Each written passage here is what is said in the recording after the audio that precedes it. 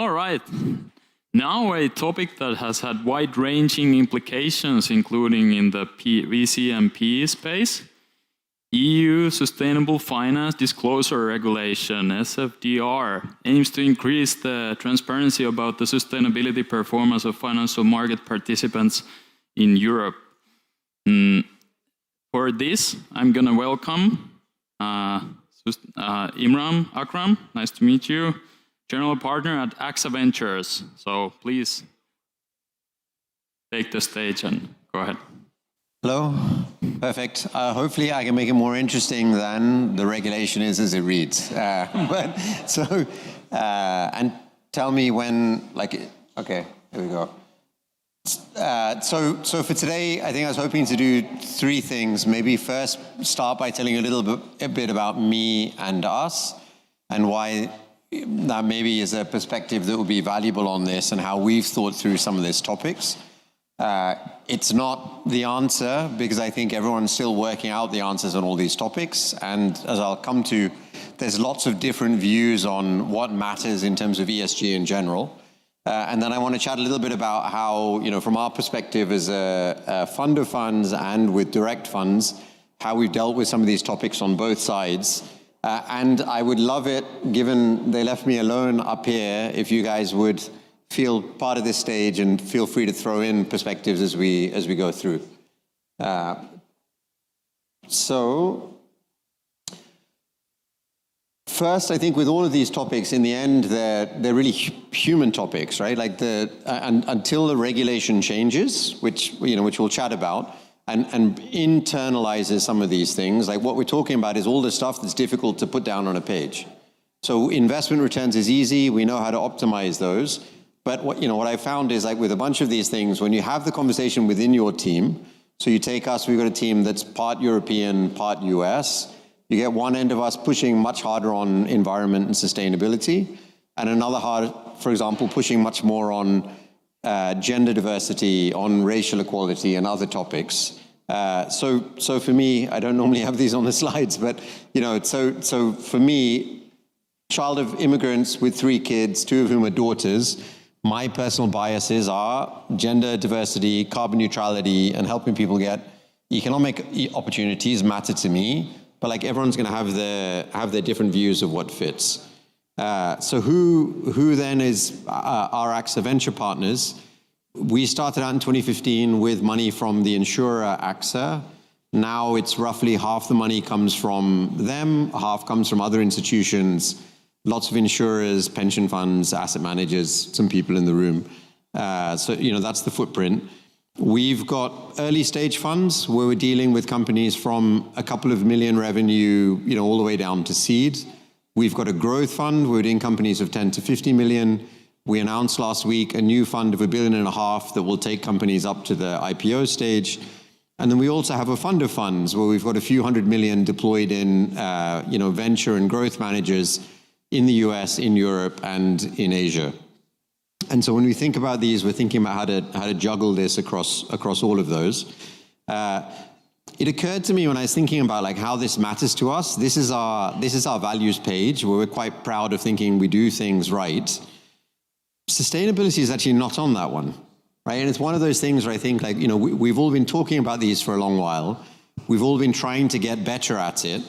But I think, really what I was hoping to do today is chat a little bit about how we try to embed a bunch of these things into what we do, which comes down to simple things like making sure to update your values so it actually is in there when you talk to your team. So what to do about ESG in general, and I'll park the other ESG of energy, I forget what it was, governance and somebody was talking about earlier, government. It is something I think, from my perspective, rightly is moving up the agenda.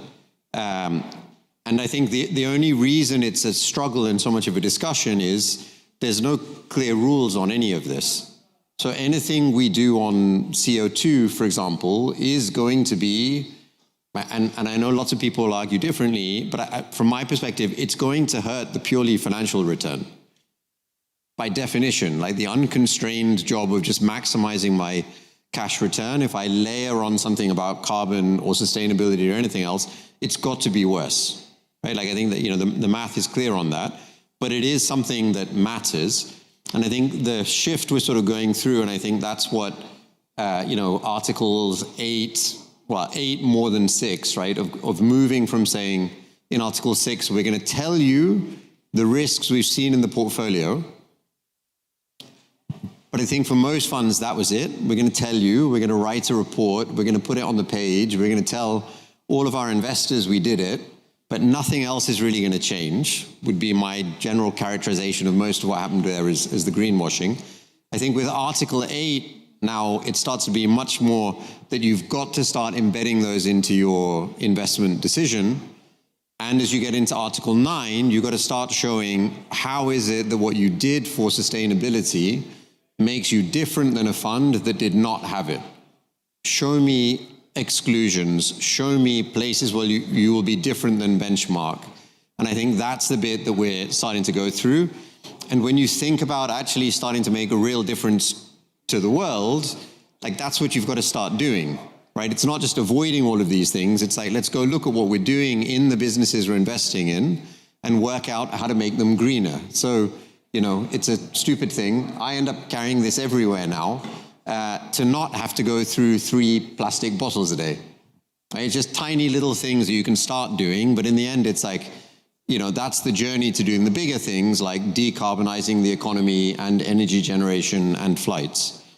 I think one challenge that doesn't get talked about so much, you know, and when you compare, for example, what AXA does with its overall asset allocation, most of what they do is in public companies, profitable, large businesses that can easily carry the cost of an ESG team and make 10-year plans and worry about like how you carry this extra cost in the future.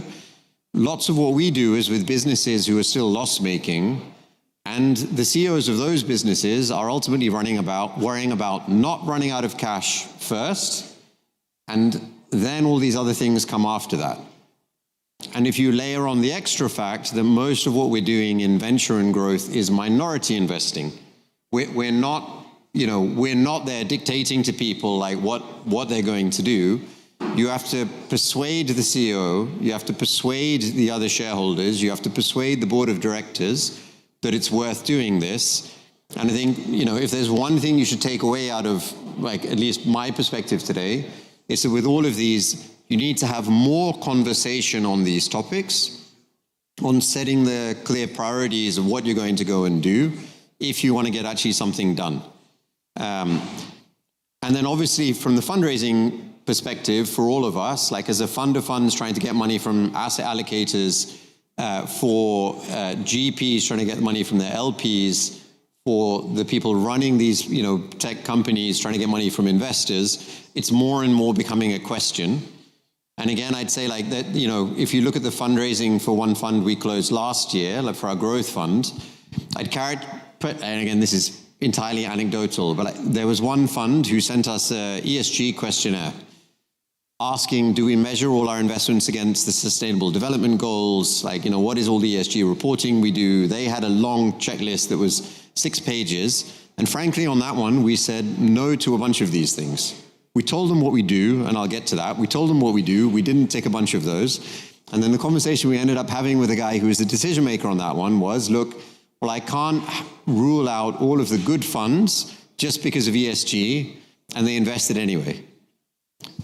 But I really feel as though like that's starting to shift for people. We're at that point where now everyone's asking the questions, the requirements they will have don't quite align. Like on that one, and you know, sorry, I'll get to in a second, we do care. There's a set of things that we do, but we just didn't tick all of the reporting boxes. And I think that's one thing I'd love to work out between LPs and GPs and frankly the regulator is, how do we align on what really matters, what we're going to measure to show we're doing something about it, so that everyone can go and start making this change. And then I'm going to chat about sustainability, really meaning carbon emissions, because, you know, the title they put in it was for SFDR. You could spend at least as long talking about gender diversity, but you guys have a panel talking about that later, so I think we'll get that done there. So why is it this matters to people? You know, this was KPMG CEO survey from last year. investors are key to driving this change. Like if you look at all the reasons these people are caring about it, investors are top of the list. Their employees are then starting to talk about this. And that's why I think, the people in this room are the ones who can have a big impact on companies and start to change this. So what is it? I think this is in the end the big issue when you talk about ESG at the highest level. The sustainable development goals, is it carbon neutrality, is it gender diversity? And for all of these, then you've got all these, as I said earlier, you've got all these different stakeholders. If you work your way through the actual economic agent, which let's say it's the CEO of the portfolio company, up through all the shareholders in that company, up through all the LPs who are in the GPs that are there, ultimately to all the people behind that who put their money with those asset managers, everyone's got conflicting goals, and that's why I say discussing at every stage and being clear about what you're actually going to do, I think is key. I think, this we chatted about, so maybe we'll just skate through this. I don't know how, whether there's anyone in the room who's got, and please do keep throwing ideas in if you have them, examples of where they've had conflicts or different goals between these different groups, or even just how within your governance boards and your advisory boards, you've dealt with these different topics.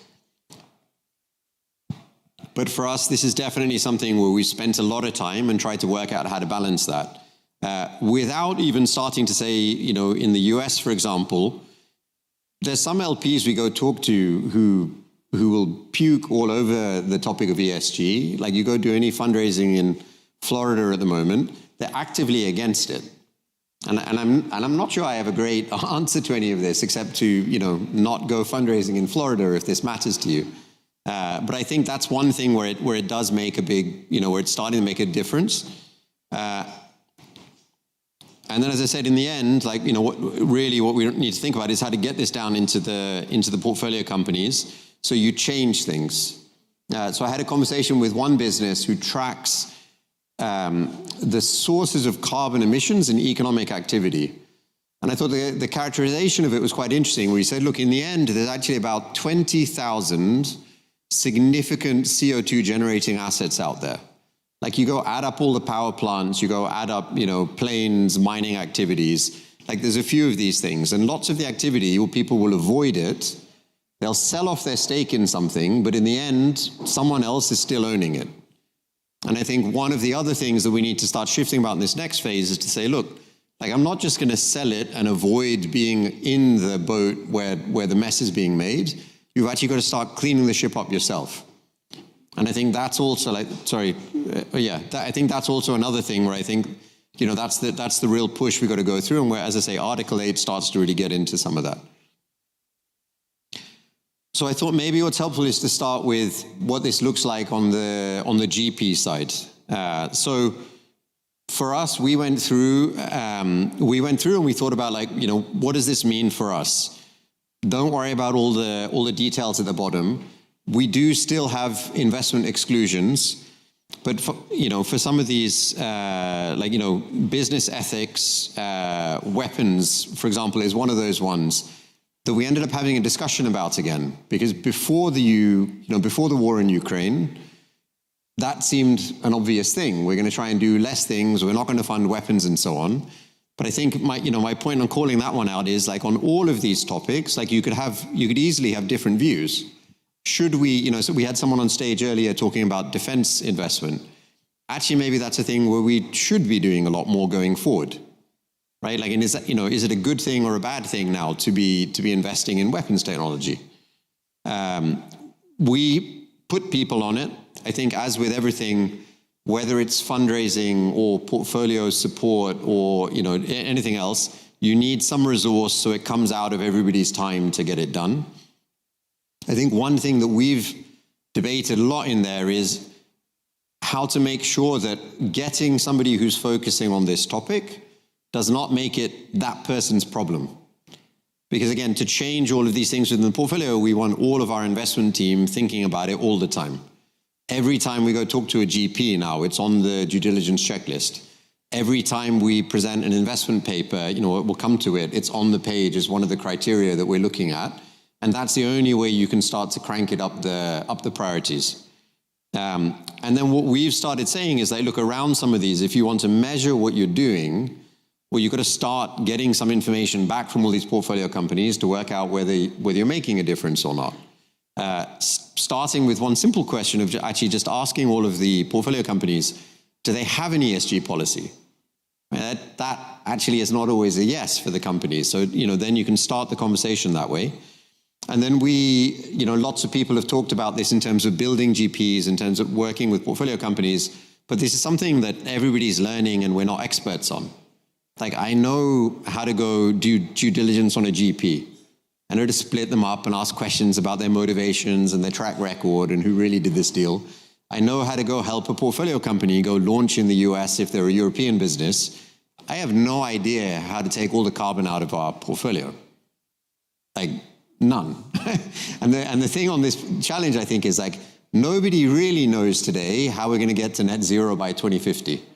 And one of our advisory board members was telling us that this is actually the challenge on it. Everyone's written these goals down, everyone's writing plans of how to get there, and we're all kind of making it up as we go.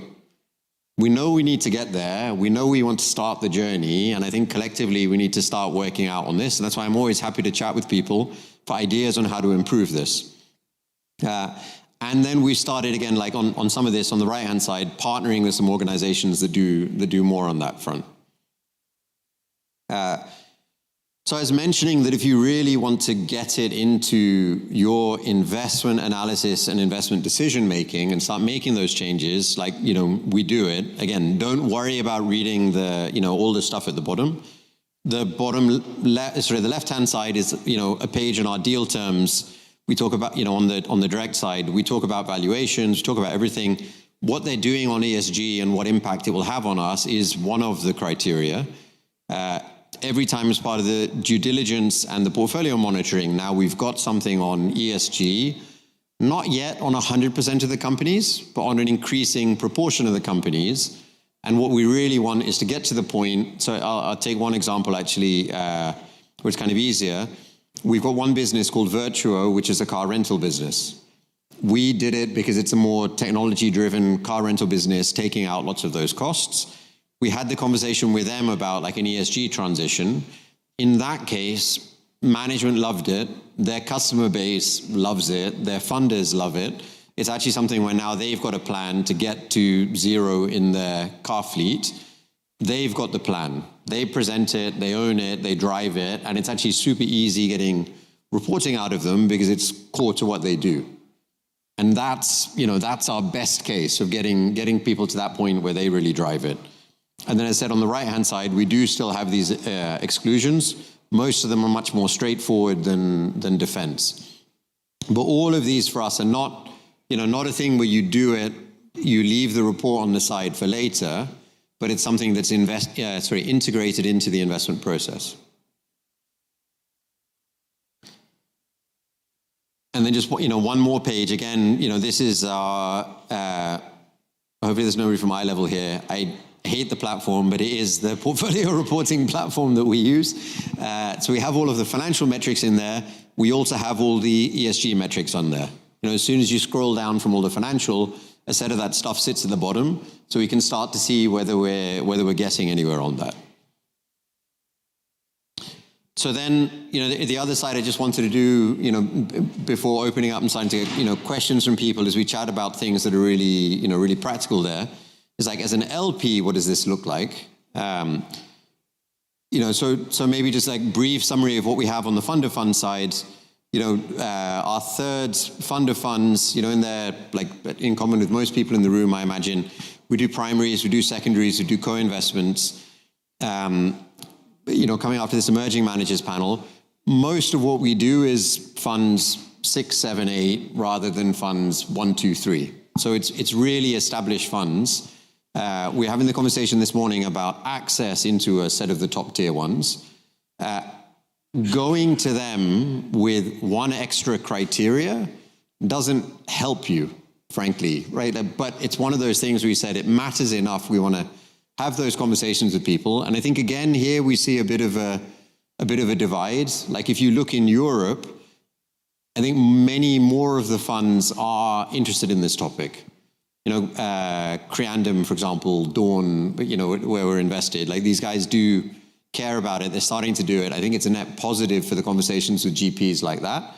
I won't name the others where it's a net negative to the conversation yet, but I think we're at the point where we're starting to raise some of that with them.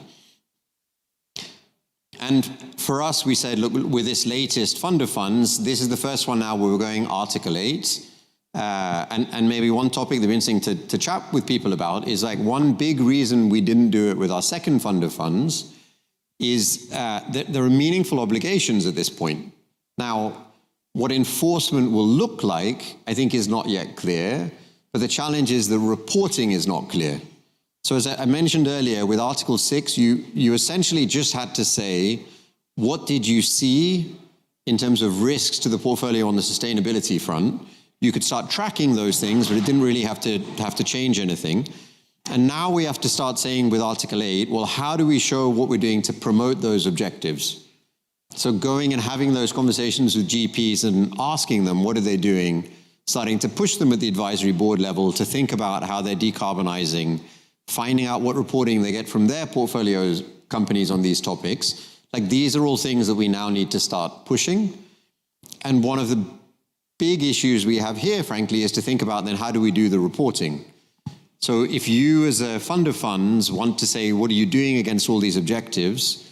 We now need to aggregate up all the information on the hundreds of portfolio companies, the dozens of GPs have invested in, who frankly today all have unique reporting. Some will report on carbon, some will report on gender, some will report that they're not mining, some will report they're, taking this amount of meat out of the environment and the food chain. These ones care about plastics. So I think that's one big issue that we have. And if you compare it with your financial accounting, it's super clear. Like the goodwill, something as esoteric as goodwill from acquiring a business, everybody knows exactly how to deal with it. They all deal with it pretty consistently, which means when I add up all of this, like it works. And the LP that I was mentioning earlier, like the real reason they said yes, even when we said no to all of their questions, was because of this topic. Like we care, we just happen to care about things on a slightly different set of criteria. And as I mentioned, the ones that we picked were, for AVP, we picked carbon because theoretically it's something that's easy to add up, even though there's lots and lots and lots of practical complexities as you get into it. Gender diversity in the teams, because again, that's something we could super easily quantify. Here's how many people at each level of the company and how is that changing over time. And I think this is where you start to get into the real challenges. And then we had lots of conversations actually about Article 9. I know there's a bunch of impact funds in the room and at the event as well. We spent a lot of time trying to decide, like, was this something that was different? You do an impact fund, and what does that mean compared to something that is not an impact fund? And I think, again, you can come to different answers on this. In the end, our conclusion was that, like, and again, this is my personal bias. This is, no organizational comment or anything else like that, because others higher up would have a different view. But I actually think the impact funds in a way are perhaps a necessary step, but I think it's like avoiding the real issue. Saying you're going to do all these things doesn't change all the rest of the economy, which is still 90% of what is happening. Like what you really need to do is go to talk to all the people who are still selling, combustion engine cars, who are building buildings with old cement and so on, and work out how to get them to change what they're doing. And we start by being technology focused with this huge advantage of working with companies that are not in mining, that are not in aviation, that are not in a bunch of the dirty ones. But actually, if you look at everything that's going on in the data centers, actually, and AI has come up a bunch of times today, there's a lot of energy use in there, there's a lot of emissions, and nobody's really trying to add that up and work out what to do with any of it yet. Like that's really the conversation we should be having about how do we make that better. And as I say, in the end, the right answer is I would love the governments to step in and fix this so it's all internalized. We should have a carbon price. We should have clear accounting on it. But until then, as I say, it's really a discussion. So sorry, I know I'm getting to the end of time, and I wanted to get questions and perspectives from people on this. But to end on it, what I wanted to say is, look, what are some of the ways you can really turn this into practice? Because it's also daunting. When we first said, like, how do we do this? Like, when you look at the fact of getting to net zero by 2050 and or now there's all this discussion about breaching, the 1.5 degree limit. It's clear we're blasting through that one. But like, to do the 2050, in the end, you've got to start doing something. So I'd say, like, the biggest thing is just, like, start to have conversations on this. Like, what would make you rule out a fund on the criteria? Right? Like, what for you are the no-go areas? What do you require from your portfolio? I think it comes back to that point of, again, we'll say no to these guys if they don't do it. We'll write into the LPA, they have to report on these metrics just as much as they do on TVPI or DPI. How much of a sacrifice are you going to take for these objectives? Because, again, other people will say different things, but I think it's by definition going to be harder to make returns if you have constraints than if you don't. And I think one thing that I think that helps us on this, under this bucket of, first know thyself. The good news is, actually, if you're technology focused, most of these companies look a lot like investment firms. You've got a bunch of people who sit behind desks all day, flying around on airplanes and taking taxis. So working out what you need to do to reduce your own emissions will overlap significantly with what you want to do in your portfolio companies. And that's kind of where we've been, and say, look, what are we going to do? Maybe it's getting rid of plastic bottles at your events. We said, simple things, for example, if there's a train that is less, I think we said 5 hours. If you can take the train in less than 5 hours to your destination, well, then you don't fly. Which actually also helped with the political thing between our team, where there's a divide between Europe and US. So in the US, it means only the guys, New York, Boston, New York, DC is about the only thing you can do with the train. But like, there's good chunks of Europe where we can do it, and we don't really fly anymore. But like, there's a bunch of things like there where at least you can start having that conversation and start having an impact. So sorry, I talked a lot more than I planned to. Any thoughts or perspectives from people? Yeah.